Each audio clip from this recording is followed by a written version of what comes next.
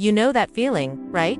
It's 2 p.m., you've had lunch, ticked off a few tasks, and then, boom. It feels like someone just pulled the plug on your brain. Your eyelids get heavy, your focus scatters, and you find yourself reaching for another coffee or something sweet, hoping it'll jolt you back to life.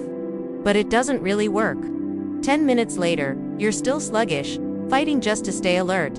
So what's really going on here? Why does your energy tank every single afternoon, no matter how much you slept or what you ate for lunch? Here's the truth most people never learn. That afternoon energy crash isn't just a coincidence, it's biology. It's how your internal clock, your circadian rhythm, was built to function.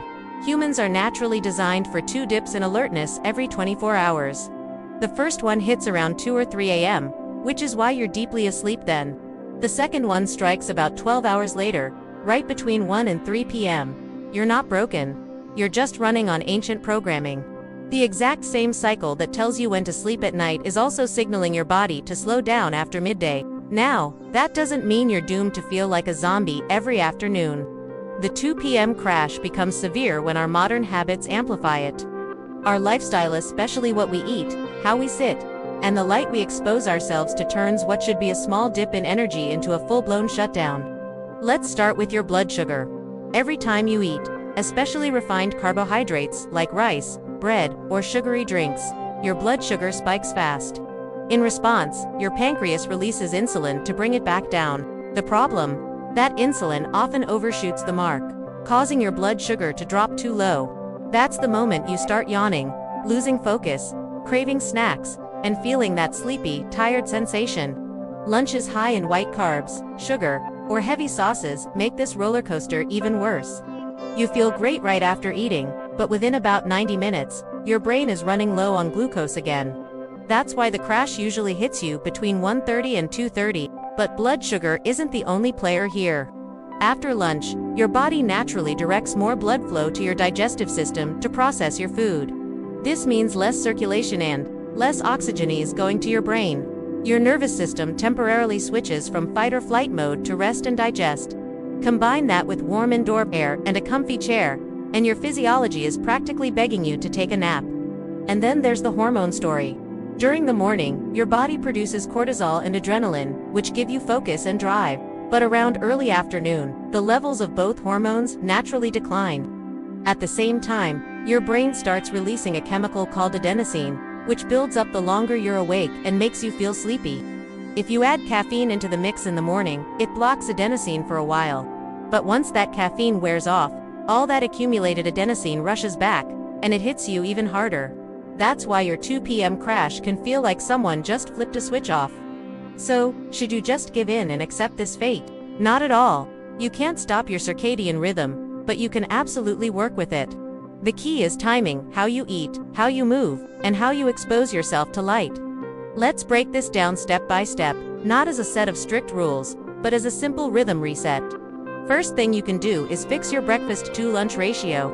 A lot of people eat a breakfast full of sugar cereal, white toast, coffee with milk, and then follow it up with a heavy lunch loaded with rice or pasta. This pattern practically guarantees a blood sugar roller coaster. If you want stable, consistent energy, focus your breakfast on protein and healthy fats. Think eggs, Greek yogurt, avocado, or a handful of nuts. These foods slow down digestion and keep your glucose levels steady. That way, when lunchtime rolls around, your insulin response stays mild, and you don't crash a couple of hours later. Then, at lunch, choose meals that include a good balance of protein, fiber, and vegetables. Avoid large portions of refined starches or sugary drinks. The goal is balance, not starving yourself, and not overeating. Remember, you don't get tired after eating because your body hates food. You get tired because you overloaded your system with fast-burning energy that just burns out way too quickly. Next up is movement. One of the most underrated ways to defeat the afternoon crash is to move your body within 15 minutes after you finish lunch. You don't need a full workout.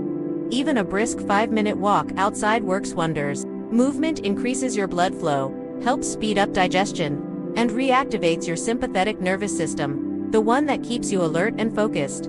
You'll also get a dose of sunlight, which boosts serotonin and helps stabilize your circadian rhythm. This is why countries with siesta cultures often pair short naps with a walk, not laziness. It's a smart strategy. Now let's talk about caffeine. Most of us are drinking it at the wrong time. Caffeine takes about 30 minutes to kick in and can stay in your system for up to 8 hours.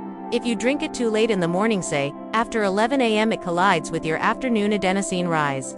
Your body ends up fighting two opposite messages: stay awake and wind down. The result, you feel wired but completely exhausted. If you rely on coffee, try to have your last cup before 10:30 a.m. After that, switch to hydrating with water, herbal tea, or electrolyte water. They are far better for sustained energy. Another hidden reason you lose energy so fast after 2 p.m. is your posture and your oxygen levels.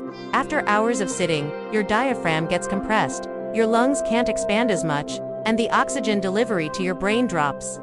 That subtle lack of oxygen is a major trigger for fatigue. The fix is incredibly simple. Every 90 minutes, just stand up, roll your shoulders back, take 3 deep breaths in through your nose, and exhale slowly through your mouth. This simple action expands your chest cavity, reoxygenates your blood, and literally wakes up your nervous system in under a minute. Let's also touch on light. Most offices and homes have dim, artificial lighting, which is far weaker than natural daylight. This dim light signals to your brain that evening is approaching. Even if it's only 2 p.m., that's why getting some sunlight in the morning and again after lunch is so effective at resetting your alertness. Just try stepping outside for 2 minutes right after you eat. The brightness tells your brain it's still daytime, keeping your circadian rhythm perfectly aligned. But here's the part most people miss. The real reason you lose energy so fast is just about what happens after 2 p.m. It's about what you do between waking up and noon. Your morning habits directly determine your afternoon chemistry. If you start your day with sugar, skip the sunlight, and stay glued to screens, your cortisol peak will shift later, your adenosine will rise earlier, and that afternoon crash becomes inevitable. Your body is simply following the cues you gave it 6 hours earlier. So, think of your day as a chain reaction. When you wake up, light tells your brain to start the clock. Your breakfast sets your glucose rhythm for the day. Your lunch balances your energy supply. And that 2 p.m. feeling, that fog, that slump, that desperate need for caffeine is just your body reporting back the consequences of your earlier choices. The good news is, you can rewrite the signal. If you want to eliminate the 2 p.m. crash for good, start tomorrow. Wake up at the same time every day and get some sunlight within 10 minutes. Have a protein-rich breakfast, hydrate before you have any coffee, and eat a balanced lunch without a ton of refined carbs. Move your body right after eating, breathe deeply, and give your brain sunlight instead of screen light. You'll notice a shift within just 3 days. Your energy won't collapse, your focus will last, and you'll end your workday with energy left over instead of fighting to stay awake. Science doesn't lie, your body runs on patterns. When you align with those patterns, you stop fighting against fatigue and start using your biology the way it was designed. That 2 p.m. crash isn't your destiny, it's feedback.